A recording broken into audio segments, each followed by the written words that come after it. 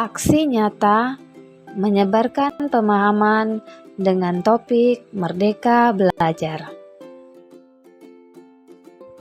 Apa itu kurikulum merdeka? Kurikulum merdeka adalah kurikulum dengan pembelajaran intrakurikuler yang beragam di mana konten akan lebih optimal agar peserta didik memiliki cukup waktu untuk mendalami konsep dan menguatkan kompetensi.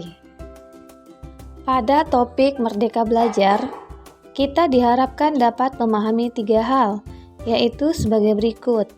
Yang pertama, pemahaman gagasan dan prinsip pendidikan berdasarkan pemikiran Ki Hajar Dewantara. Yang kedua, pemahaman untuk memfasilitasi murid agar tumbuh sesuai dengan kodratnya. Dan yang ketiga adalah penerapan pembelajaran yang memerdekakan murid.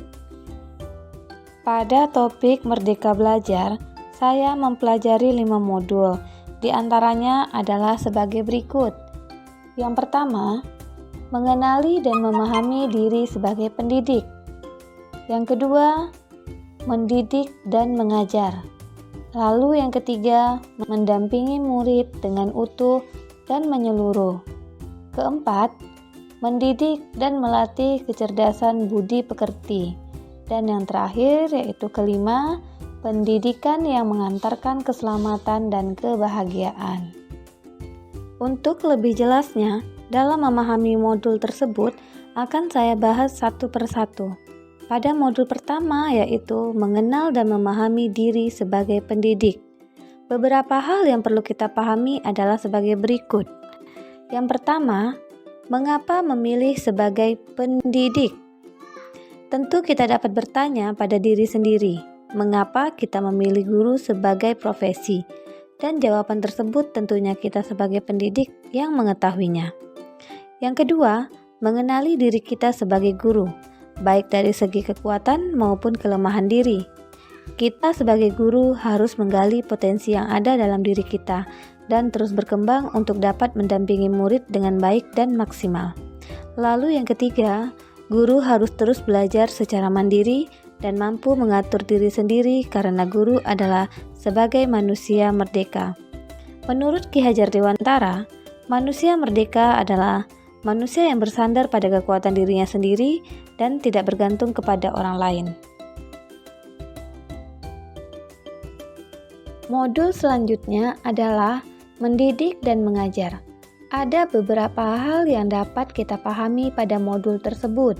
Di antaranya adalah sebagai berikut. Yang pertama, mengajar merupakan bagian dari pendidikan.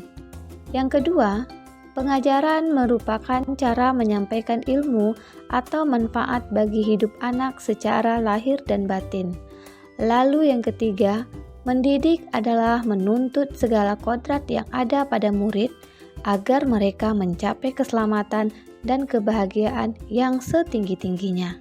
Lalu yang keempat adalah murid diciptakan sebagai makhluk yang memiliki kodrat untuk mereka hidup dan tumbuh. Modul selanjutnya adalah mendampingi murid dengan utuh dan menyeluruh. Ada beberapa hal yang dapat kita pahami pada modul tersebut, yaitu sebagai berikut.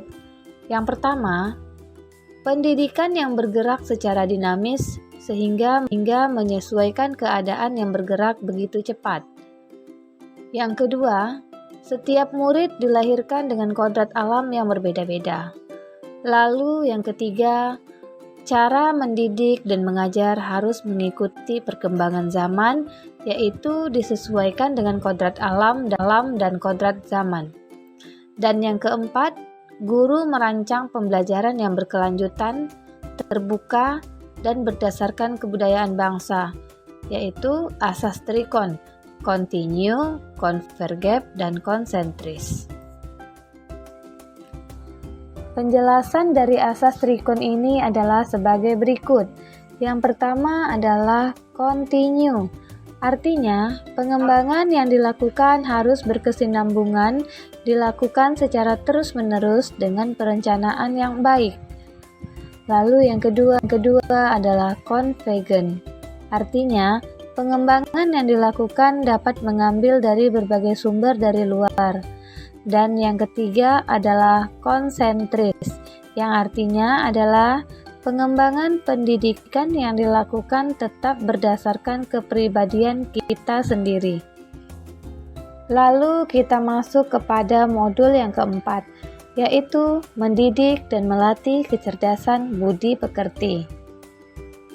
Ada beberapa hal yang dapat kita pahami dari modul ini, yaitu yang pertama, budi pekerti merupakan hasil bersatunya gerak pikiran, perasaan, dan kehendak sehingga menimbulkan suatu tenaga. Kedua, budi pekerti tidak dibentuk di lingkungan sekolah saja, tetapi juga di lingkungan keluarga dan tentunya masyarakat. Ketiga, budi pekerti juga merupakan perpaduan cipta, rasa, dan karsa. Lalu yang keempat, bagian-bagian budi pekerti yaitu biologis dan intelligible. Lalu yang kelima, mendidik harus mampu memahami kodrat murid sebagai individu yang mampu memikirkan, memahami, merasakan, berempati, berkehendak, dan bertindak. Lalu yang keenam, guru harus melatih keberanian atau akal, mengasah perasaan dan perilaku atau rasa, dan memunculkan kehendak atau karsa. Lalu kita masuk kepada modul yang kelima, yaitu mendidik yang mengantarkan keselamatan dan kebahagiaan. Pertama, setiap murid mempunyai kodrat dan potensi yang berbeda. Lalu yang kedua, pendidikan hanyalah sebagai tuntunan untuk murid agar selamat dan bahagia. Yang ketiga, pendidik tidak dapat berkehendak atas kodrat, kekuatan, atau potensi murid. Lalu yang keempat, pendidik memberikan daya upaya maksimal untuk mengembangkan akal budi pekerti murid. Lalu yang kelima, pendidik menggetarkan murid untuk merdeka atas dirinya sendiri untuk kehidupan dan penghidupannya sendiri. Lalu yang keenam, pendidik menuntun murid sesuai zamannya dan membimbing murid memperbaiki bangsa, mengembangkan kecerdasan sosial sesuai dengan profil Pancasila.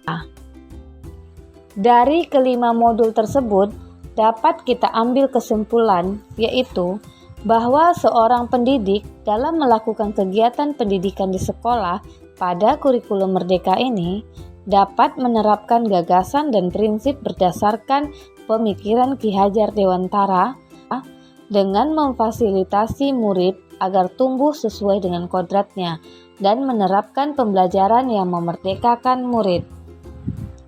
Terima kasih saya ucapkan kepada Bapak Guru yang telah menyimak paparan tentang menyebarkan pemahaman dengan topik Merdeka Belajar. Dan saya mohon kesediaan Bapak Ibu untuk memberikan umpan balik kepada saya, dan linknya akan saya sertakan pada deskripsi.